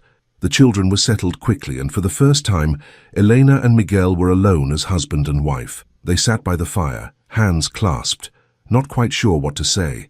So much had changed. So much had led to this moment. Elena thought about the long journey from Barcelona, the cruel rejection, the desperate night on the church steps. If someone had told her then that within months she'd be married to a shepherd and happier than she'd ever been, she never would have believed it. "What are you thinking?" Miguel asked softly. "That rejection was the best thing that ever happened to me," Elena said. "That every hard thing I've endured led me exactly where I needed to be. That I'm grateful for all of it, even the painful parts, because they brought me to you." Miguel pulled her close, and Elena rested her head on his shoulder, listening to the steady beat of his heart. Tomorrow, she would wake up as a wife and mother. Tomorrow, she would face the realities of her new life. But tonight, wrapped in her husband's arms with the fire crackling and the mountain night quiet around them, Elena Morales, now Elena de Andrade, was simply, perfectly content. The mountain bride had found her home. The first weeks of marriage unfolded with surprising ease. Elena settled into her role as wife and mother with a naturalness that surprised even herself, but she knew the real tests were coming. Mountain life had been manageable in the gentle spring weather. Summer and the brutal winter ahead would be different. The first challenge came in June. Miguel had to take the sheep to the high summer pastures, a journey that would keep him away for 3 days. Elena insisted she could manage the children and the house alone, but privately she was nervous. What if something went wrong? What if one of the children got hurt or the weather turned bad, or she simply couldn't handle it all? "You'll be fine," Miguel assured her the morning he left, though his own face showed concern. "Lucia knows what to do. And if there's any real emergency, go to the neighbors." The neighbors were another shepherd family, the Romeros, who lived about an hour's walk away. Eleanor had met them once briefly at the wedding. "I'll be fine," Eleanor echoed, trying to sound more confident than she felt. "We'll be fine." Miguel kissed her, then each of the children, and set off with the flock and his dogs. Helena watched until he disappeared over the ridge, then turned to face 3 pairs of eyes watching her, with varying degrees of concern. "Right," she said briskly, channeling every ounce of determination she possessed. "We have work to do. Lucia, Show me again how your papa likes the cheese prepared. Diego, the chickens need tending. Rosa, you're in charge of collecting eggs. The first day passed smoothly enough. They fell into a rhythm: chores, lessons, meals, bedtime. But the second night brought rain, and with it disaster. Elena woke to water dripping on her face. The roof was leaking. She lit a candle and discovered water pouring in through multiple spots in the ceiling. Within minutes, the children were awake, scared and cold as rain soaked through their blankets. "What do we do?"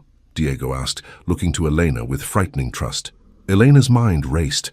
She'd seen Miguel patch the roof before, but she'd never done it herself. And in the dark, in a rainstorm with water pouring in. Impossible. They needed a different solution. "We move," she decided. "Bring your blankets to the main room. We'll sleep by the fire tonight. In the morning, when the rain stops, we'll fix it." They huddled together in the main room, which thankfully stayed mostly dry. Rosa was crying softly, frightened by the storm and missing her father. Elena held her close, singing quietly. An old lullaby Antonio used to sing to her. "Mama used to sing that," Lucia said softly from where she lay beside Diego. "Did she?" "Yes. When we were scared. It always helped." Lucia's voice was wistful. "You sound different than her, but it still helps." By morning, the rain had stopped. Elena, exhausted from a sleepless night, assessed the damage. The roof over the sleeping area was in bad shape. Several tiles had slipped, letting water pour through. She had no idea how to fix it properly. "Diego," she said decisively, "you're coming with me to the Romeros. We need help." The walk took longer with Diego along, but Elena was grateful for his company. Senora Romero, a practical woman with 5 children of her own, took one look at Elena's face and understood immediately. "Roof trouble? Several leaks. I don't know how to fix it properly. My oldest son can help. He's good with repairs." Senora Romero called for her teenage son, Vicente, who agreed readily. "Happens all the time after spring rains?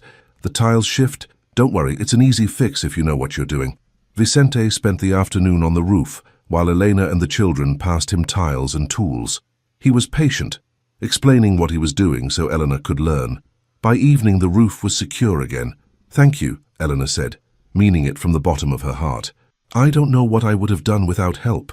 "That's what neighbors are for," Senora Romero said practically. "Next time you need help, just ask. And when we need help, we'll come to you. That's how we survive up here." When Miguel returned the following day, tired and sunburned from 3 days in the high pastures, he found his household in order, the roof repaired, and Elena calm despite her exhaustion. "There was trouble with the roof," Lucia reported before Elena could downplay it. "It leaked everywhere, but Elena got help from the Romeros, and Vicente fixed it, and we all slept by the fire, and Elena sang to us like Mama used to, and everything was okay." Miguel looked at Elena with new respect and something deeper, pride. "You handled it."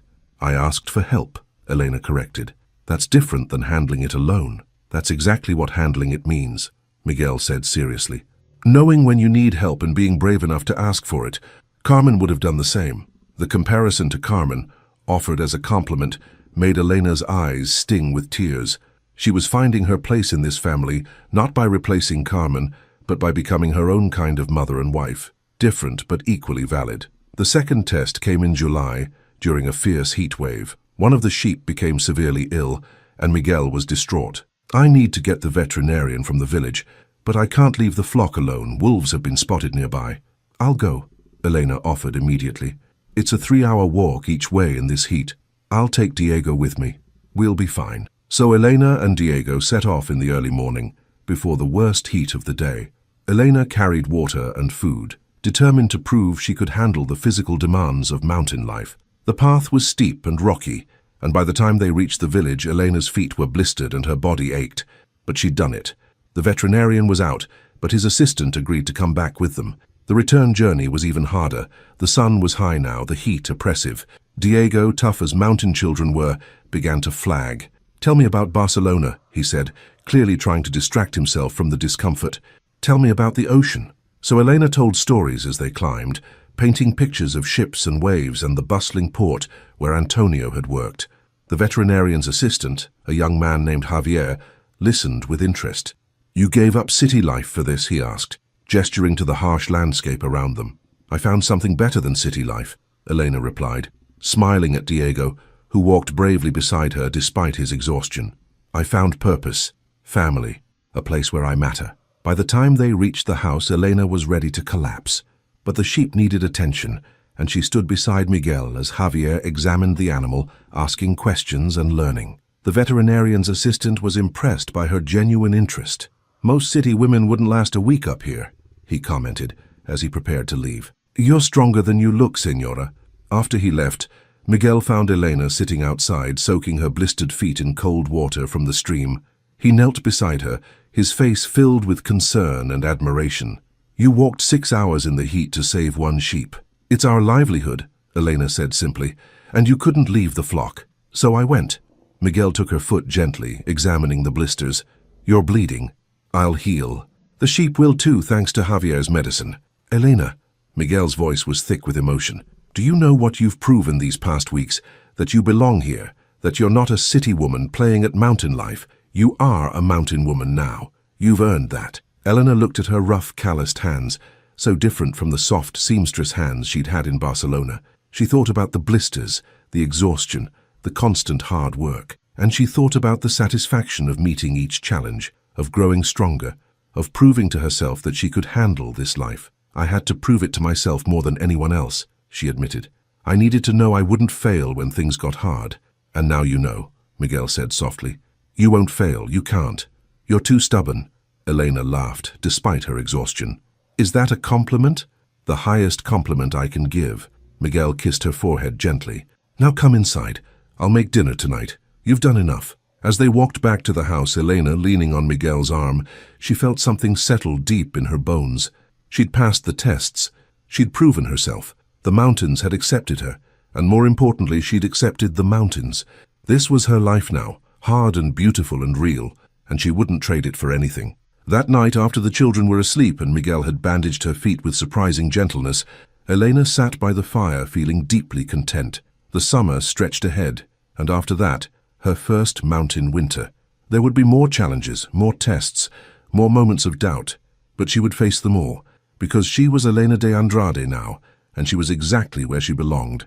September arrived with the first hints of autumn color painting the mountain slopes.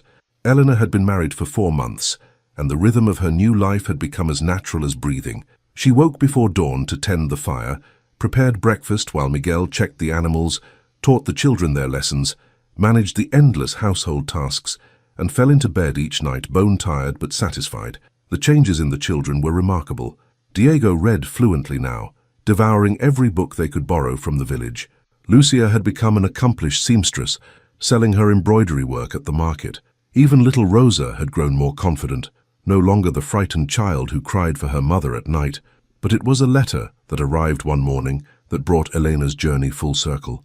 Miguel had gone to the village for supplies and returned with his arms full of parcels and an envelope. "This came for you. From Barcelona." Elena's hands trembled slightly as she took it. The handwriting was familiar. Senora Flores, her old neighbor. She opened it carefully, aware of 3 pairs of curious eyes watching her. "My dear Elena, I hope this letter finds you well and happy in your mountain home. I write with news that I thought you should know. Don Sebastian Ruiz has been in Barcelona these past weeks, visiting fabric suppliers. He came to see me, asking about you. He wanted to know if I'd heard from you, if you were well. I told him you were very well indeed, married to a good man, mother to 3 children, happier than I'd ever seen you. He looked quite stricken by this news. Elena, he confessed to me that he'd made a terrible mistake, that he'd let his pride and foolish expectations blind him to your true worth. He said he'd been unable to find another woman who could match you in character or intelligence. He wanted your address, said he needed to apologize properly. I did not give it to him, of course. That chapter of your life is closed, but I thought you should know that he realizes what he lost. Small comfort, perhaps, but comfort nonetheless. Write to me when you can. Tell me about your new life. I miss you, child, but I'm so glad you found your happiness. With love, Senora Flores." Elena set down the letter slowly. Sebastian regretted rejecting her. The knowledge should have brought satisfaction, vindication. Instead, she felt only a distant pity. "What is it?" Miguel asked, concern in his voice. Elena handed him the letter. As he read, his expression darkened. "He wants to apologize? Now? After everything?" "It doesn't matter," Elena said, and realized she meant it completely. "Whatever he feels now changes nothing. I'm not the woman he rejected anymore. That woman died on those church steps. I'm someone new now, someone better. Lucia, who'd been listening quietly, spoke up. Are you glad he rejected you? Eleanor considered the question seriously. Yes, she said finally. If he'd accepted me, I'd have a comfortable life in the village. But I wouldn't have you three, I wouldn't have your father. I wouldn't have learned how strong I really am, so yes, I'm grateful he rejected me. It was the best thing that ever happened to me. Can I read the letter to the little ones? Lucia asked, her eyes bright with something that looked like pride. Eleanor nodded, and Lucia read it aloud to Diego and Rosa, who listened with great interest. When she finished, Rosa announced firmly, "That man is stupid. You're the best mama in the world." "She's certainly the best mama we could have asked for," Miguel added, pulling Elena close.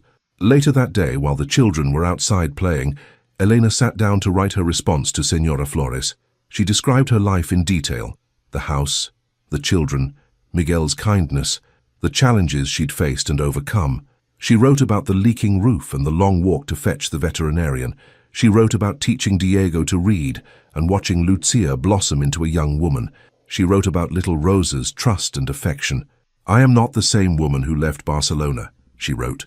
"That woman was drowning in loneliness and desperation, willing to accept any port in the storm. This woman knows her worth. This woman has proven herself capable of far more than she ever imagined. This woman is loved not for what she might provide, but for who she truly is.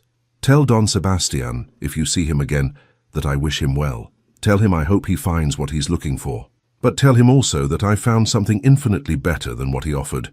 I found myself." She sealed the letter and gave it to Miguel to post on his next trip to the village. A week later, Elena was hanging laundry when she saw a familiar figure approaching up the mountain path. As he drew closer, her stomach tightened. Don Sebastian. He looked haggard, older than she remembered. His expensive clothes were dusty from travel, and his face showed lines of stress she hadn't noticed before.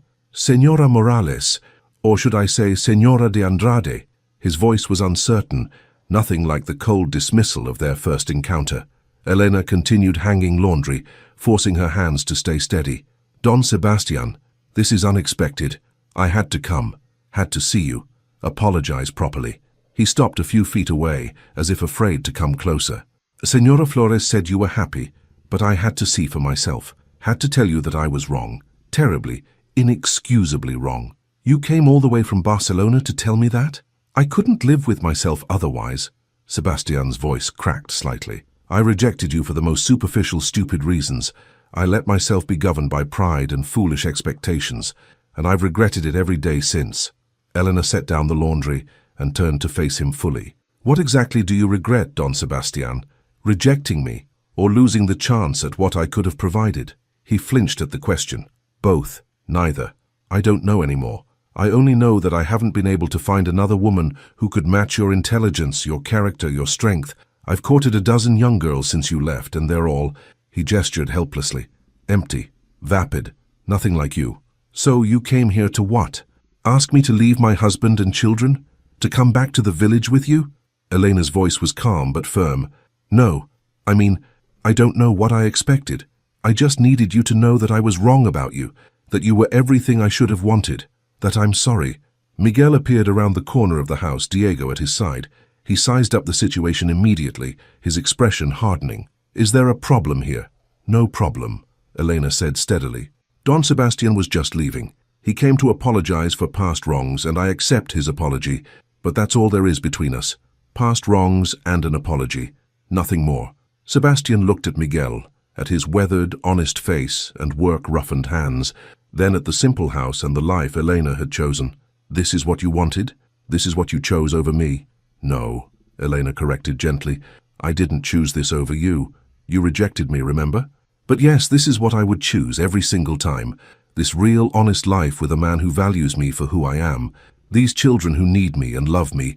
This hard work that makes me stronger every day. You're right about one thing. I am strong. But I didn't discover that strength in your comfortable shop or your pretty promises. I discovered it here, when I had nothing and had to rebuild everything from scratch." Sebastian's face showed dawning understanding and something that looked like genuine grief. "I really have lost you." "You never had me to lose," Elena said, not unkindly. "You had a fantasy based on letters.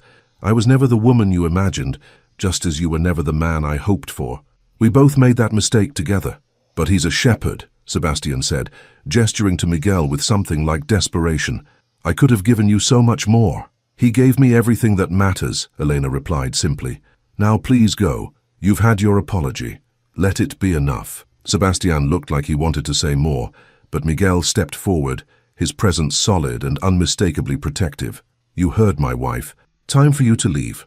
After a long moment, Sebastian nodded. He turned to go, then looked back once more. For what it's worth, Señora de Andrade, I think you made the right choice, even if I wish you'd made a different one. They watched him walk back down the mountain path until he disappeared around a bend. Only then did Elena let out the breath she'd been holding. Miguel pulled her close, and Elena relaxed into his embrace. Are you all right? He asked softly. I'm perfect, Elena said, and meant it completely. He was my past, a painful, humiliating past. But you and the children are my present and future. There's no comparison.